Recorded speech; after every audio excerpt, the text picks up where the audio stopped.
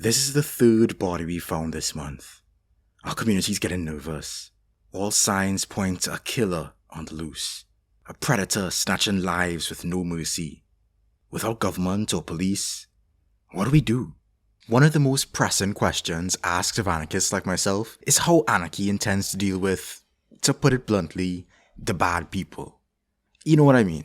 The criminals, the serial killers, warlords and rapists. The worst of the worst. For those not in the know, anarchism is the philosophy and practice that opposes all hierarchy and authority, along with their justifying dogmas, and proposes the unending pursuit of anarchy, a world without rule where autonomy, mutuality, and free association form the basis of our society. Such a definition clashes with the mainstream idea of anarchy as one of violent chaos, but such an idea comes from the faulty assumption that authority is necessary for social order.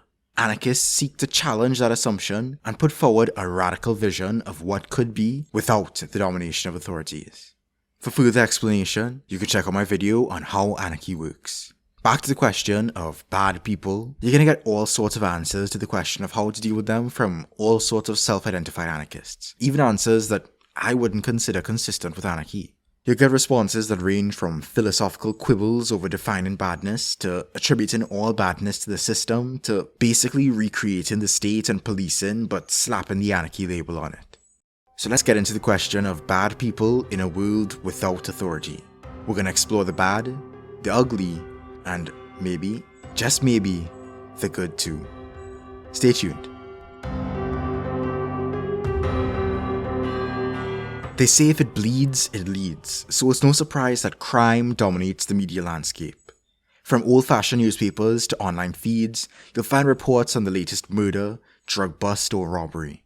True crime pages reach millions of people daily. TV shows dramatize the criminal underworld, either from the police or the criminal's points of view. The media thrives on the attention captured by crime. It's quick to dub rampant crime as anarchy, which of course demands the imposition of law and order to keep us safe. Because that's what we all crave, right? Safety, security, peace of mind. In the name of these things, we sacrifice our privacy and freedom.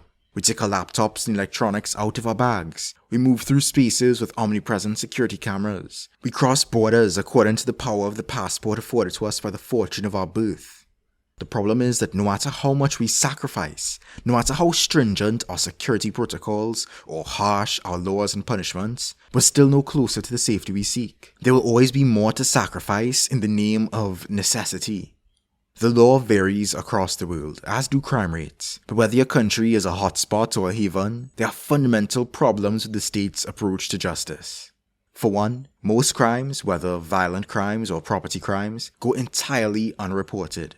In criminology, this is known as the dark figure of crime. For all the propaganda that fills the airwaves, the police are quite bad at dealing with even reported crime, so many people don't even bother. It's very difficult to get global statistics on this, but even in the incarceration capital of the world, it appears that very few serious crimes end with an arrest, let alone a conviction. Of those convictions, around 5% or more may be wrongful convictions. The rates are even worse when it comes to reports, arrests, and convictions for sexual assault. This is in a country with the most highly funded police in the world, yet they fail by their own measurements of success. And what a standard of success it is to consider a crime solved once you've sent a criminal to the school of crime we call prison, a place where people are treated like animals and thus behave in kind, just to be released back into the world with nothing done to alleviate the causes of crime in the first place. I wonder what happens next. And yet, despite this piss-poor performance, people still believe in the police. No matter how bad they are at their jobs, their myth proves more potent than their reality. People are comforted by the idea that there's this higher power that is fighting for them. The assumption being, of course, that the police are there to fight the bad guys. That those guns will never be turned on you. That those bad guys you fear will never seek the badge themselves. That your demographic won't be next. That falsified or withheld evidence, coerced or mistaken witnesses, and inadequate legal defense won't stand in the way of your freedom. That you'll never be locked up or worse in the name of law and order. The justice system not only fails to address the injustices within its purview, but also enables injustice. It might convict you for stealing a loaf of bread, But a capitalist can steal the future of the entire planet once they have the right paperwork. The state can limit your freedom of movement with a fresh piece of legislation. It'll throw you in prison and subject you to all manner of torture and abuse, but it's okay because it's legal torture and legal abuse. Still, pointing to the flaws of the current system is not an automatic win for anarchy. Criticism of the existing system doesn't make every alternative viable by default. There are more than two choices, and far be it from me to set up a false dichotomy. So how does anarchy deal with crime? It doesn't. The category of crime is a product of hierarchical social relations, specifically a legal order with the authority to categorize actions as either legal or illegal. Crime is defined as either an act which is prohibited by the laws of the state or any omission of an act mandated by the state, where this act or omission is subject to punishment by the state. So the concept of crime isn't compatible with anarchy. That's okay. Anarchists are not concerned with violations against the state anyway. We are, however, concerned with harm and harm reduction. We are concerned with the harm of slavery, whether the state deems it legal or not. We are concerned with the harm of pollution, whether it's allowed by law or not. We are concerned with the harm of killing, whether it is considered lawful or unlawful. There is no authority in anarchy that can prohibit harm, but that doesn't mean that everything is permitted because there's no authority to permit harm either. Nothing is illegal and nothing is legal. In such an illegal environment, as anarchist Sean Wilbur puts it, our focus will necessarily shift from questions of law and order to considerations of expectations and consequences. People will still seek to preempt and resolve conflicts, and even develop norms and best practices, with the knowledge that everyone is expected to be responsible for their own behavior, because how they choose to act with their freedom will face responses, positive and negative, from those who are equally free. As Wilbur notes, whether people take the reduction of harm to be an ethical principle or simply a practical necessity of anarchic society, and ultimately however they individually define harm, the individual concern to avoid harm to oneself is likely to lead to a general social concern with the avoidance of harm. People may practice mediation when conflicts unfold, or engage in transformative justice when harm has been committed. Mediation is a voluntary conflict resolution approach that involves a mediator without a personal stake in the outcome, getting involved in a dispute between individuals or groups to aid them in reaching a mutually satisfactory decision.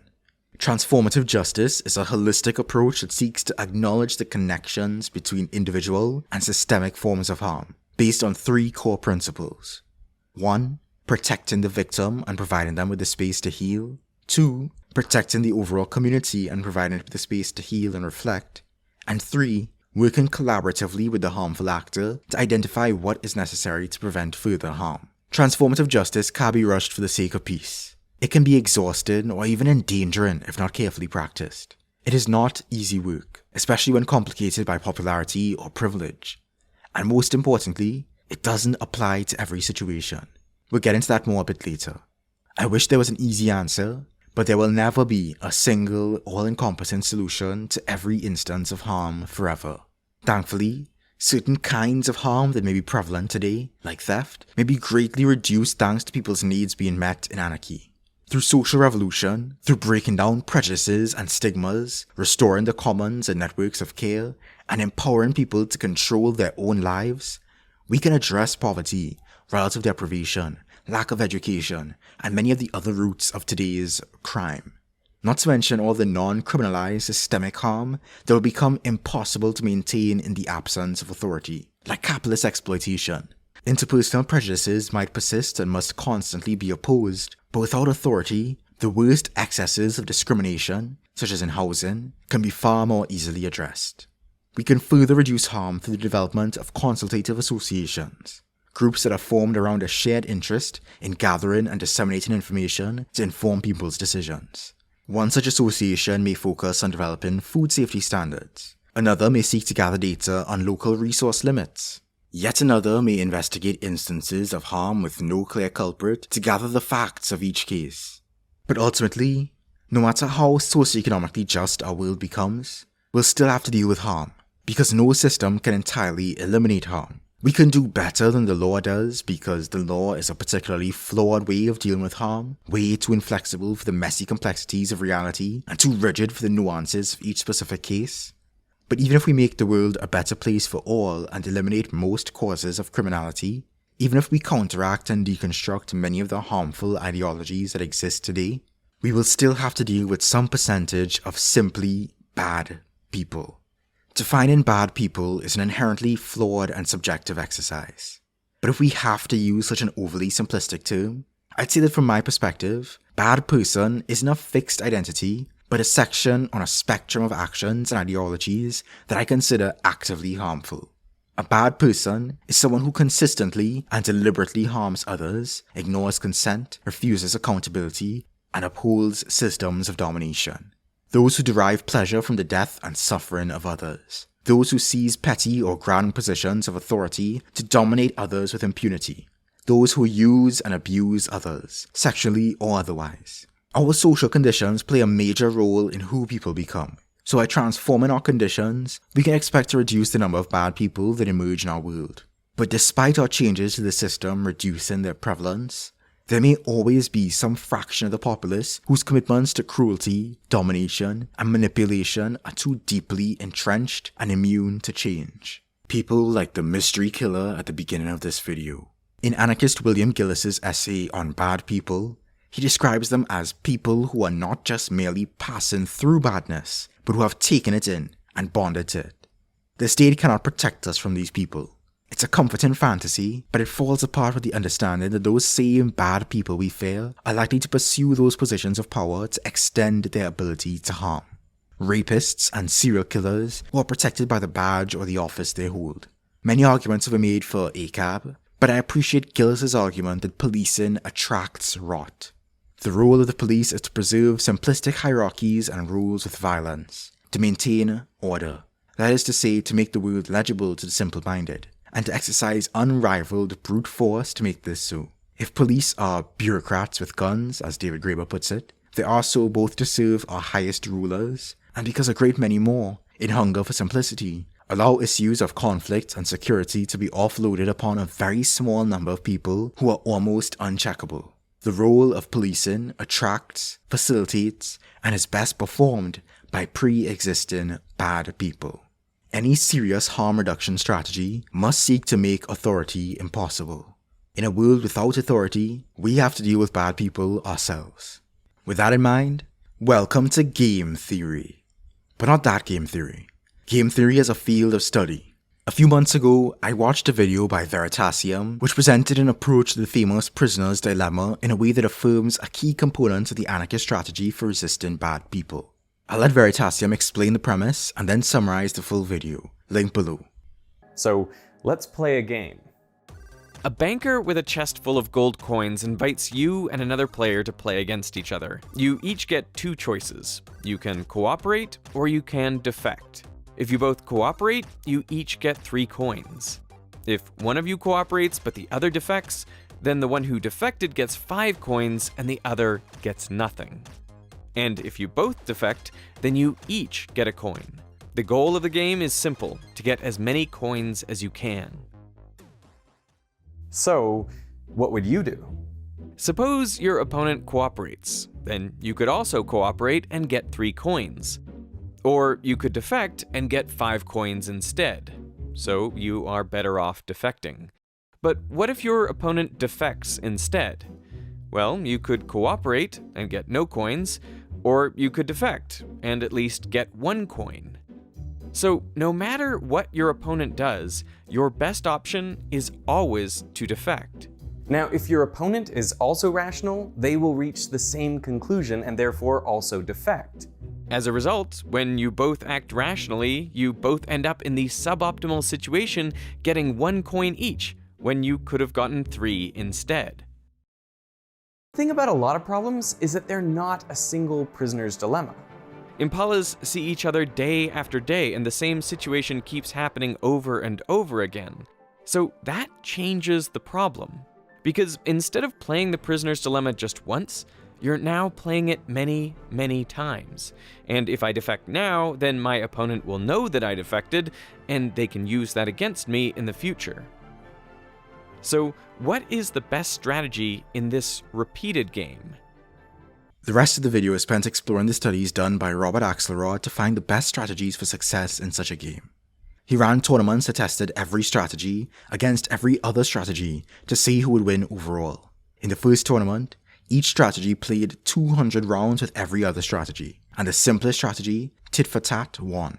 Tit for tat starts every game with cooperation and then mirrors its opponent's previous move. In addition to tit for tat, Axelrod found the strategies that were nice, meaning they sought cooperation and didn't defect first, tended to perform better than the nasty strategies, which defected first. But they weren't just nice, they were also retaliatory, meaning they punished defection quickly, forgiving, meaning they didn't hold a grudge, and clear, meaning predictable and understandable. In the second tournament, new strategies were submitted, but once again tit for tat won, and most top strategies were nice and forgiving. When Axelrod ran a simulation that mimicked natural selection, successful strategies, which were almost all nice, multiplied, while nasty ones faded over time. The nasty ones that didn't go entirely extinct plummeted in numbers. Tit for tat initially struggled in one of Axelrod's experiments when he attempted to account for the noise of real life, where mistakes and misunderstandings can happen. But a simple tweak to its strategy to make it slightly more forgiving enabled it to break the cycle of retaliation and perform much better. In other words, occasionally turning the other cheek can disrupt negative spirals. So, what does this have to do with Anarchy? Here's where Gillis provides some additional insights, this time in his article, What's in a Slogan? In predominantly cooperative mixed strategy systems, some parasitic or predatory strategies may persist on the fringes, the bad people. But the most effective long-term strategies not only maintain cooperation and retaliate to harm against themselves, but also retaliate in cases of harm against others. In other words, radical solidarity. Of course, as Gillis points out, anthropologists didn't need fancy simulations to discover this reality. They just talked to people living in stateless societies. Anarchy is not merely a stateless society, but I believe we can expect similar or even more proactive strategies to arise. Remember those traits for success? They're nice, retaliatory, forgiving, and clear. Similarly, in Anarchy, we can expect cooperation, rehabilitation, and clear expectations and consequences. It may be in our best interest in most cases to de-escalate conflict and explore other options, since acting recklessly may only create further harm, but sometimes we may decide to consciously cause harm in response to harm. As Wilbur put it, in those instances where the conscious use of harm to prevent further harm seems to be, in the specific context, the only option that appears open to us, presumably we will remain faithful enough to our analysis not to pretend that even necessity can authorize our actions. Like any other action in Anarchy, self-defense can be neither legal nor illegal. Ultimately, as I said before, each act is taken of one's own responsibility. There is no law or authority or majority approval that can absolve you of that responsibility for your actions. Also, when I speak of inflicting consequences on bad people, I don't exclusively mean defensive force. One of the more underrated tools in our arsenal is the social boycott. In Anarchy, as a consequence of free association, our society will be composed of a web of relations that can make such collective action a viable means of resistance. Even an organized minority that refuses to engage with anyone who supports a bad person has the capacity to exercise immense social pressure and thus create meaningful consequences. Bad people and their predatory strategies will remain on the fringes of Anarchy for as long as we stand up for ourselves and those around us and leave no hierarchies left for them to climb. No more outsourcing our safety. It is all of our responsibility to ensure that white supremacists, former cops, wannabe cultists, and fundamentalist gangs are met with resistance at every step. We don't try to debate them out of their position. We don't give them an inch so they can take a mile. We don't beg them to see our humanity. We make their attempts to harm others as costly as possible, by every means available to us. Those who seek to reform for the better will be met with those willing to do that work. But for the fringe few who continue to hurt, torture, and kill others for the love of the game, we meet them with force when necessary. That includes the rapists and abusers. I'm not going to be self-censoring rape with grape or anything like that, so I'm pretty sure YouTube won't like this. Consider supporting the Patreon if you also despise the censorship and trivialization of important topics by YouTube's policies. I'm zeroing in on this particular category of bad people to make something very clear. To quote anarchist Lee Secuta's intimate authoritarianism, abuse is not individual pathology. Abuse is not an unfortunate mistake. Abuse is the form that systematic oppression takes on an interpersonal level. It is an agent of patriarchy, ableism, capitalism, and white supremacy. It is intimate authoritarianism, and must be resisted just as strongly as we endeavor to challenge authoritarianism on a structural level. Rape culture is a war against entire populations of people. Rapists and abusers relish domination. They get off on suppressing the agency of others.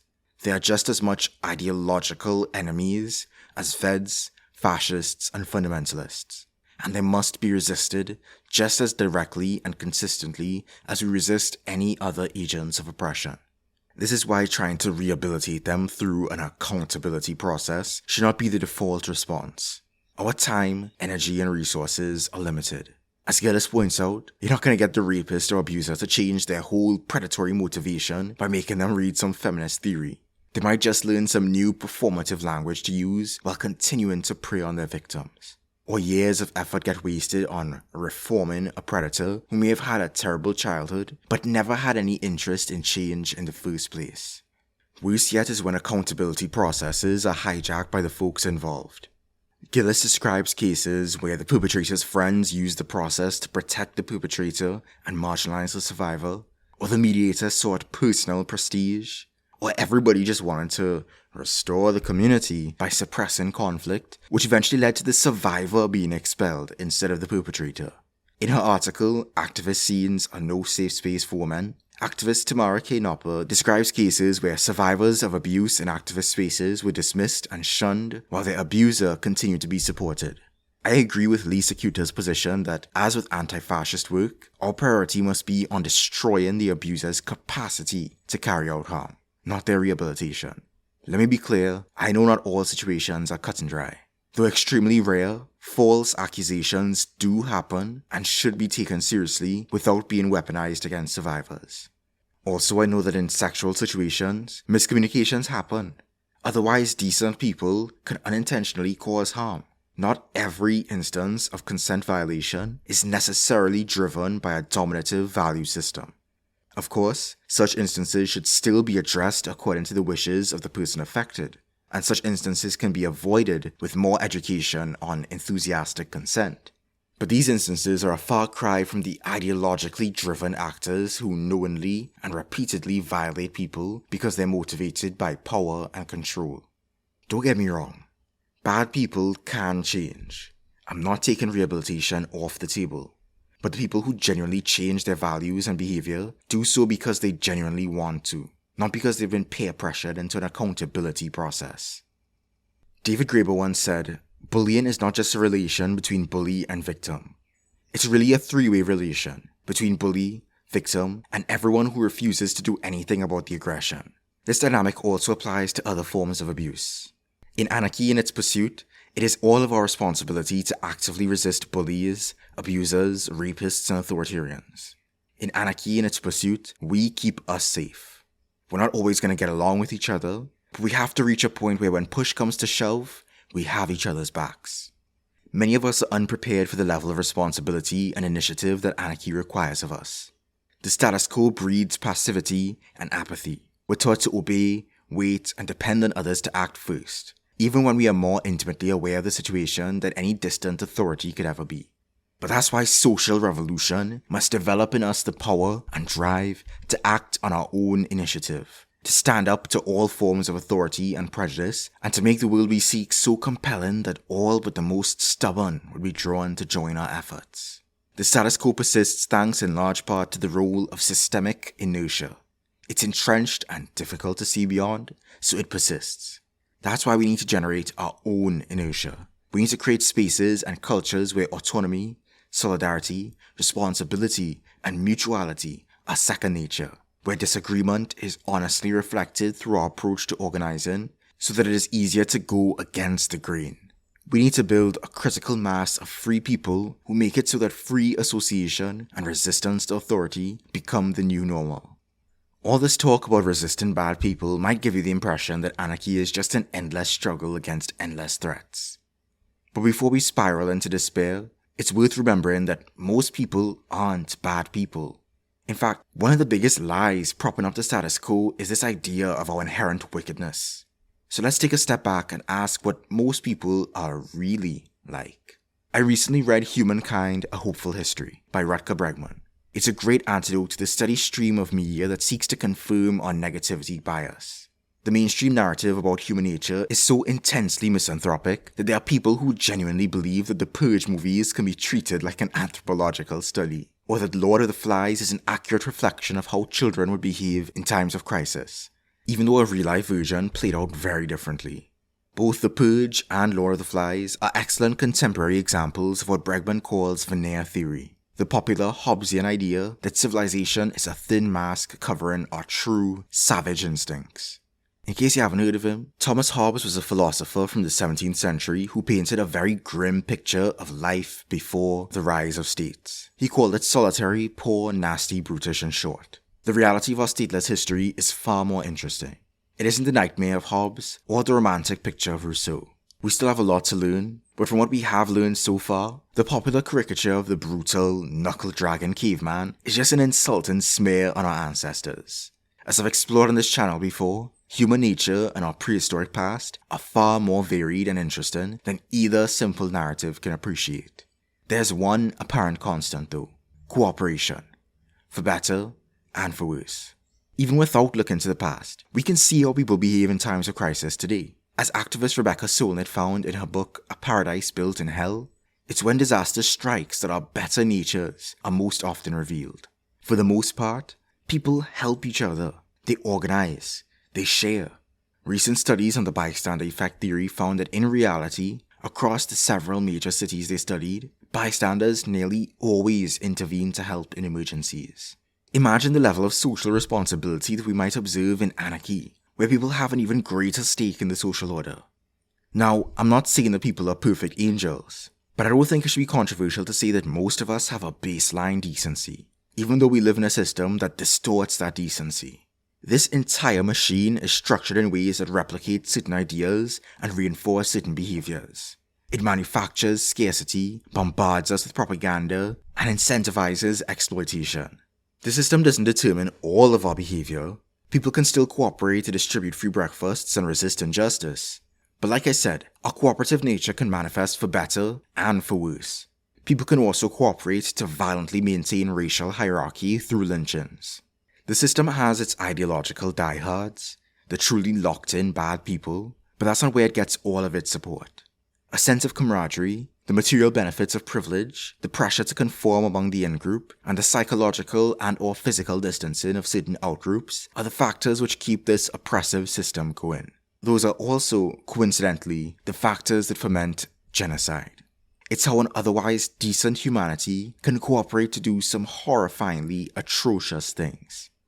It's why as anarchists, wherever we find ourselves, it's our responsibility to interrupt these factors. We can't settle for merely opposing the overt acts of authority. We must challenge even the subtle naturalization of hierarchy at home, at school, at work, and throughout society. And we must build the conditions where our values can flourish.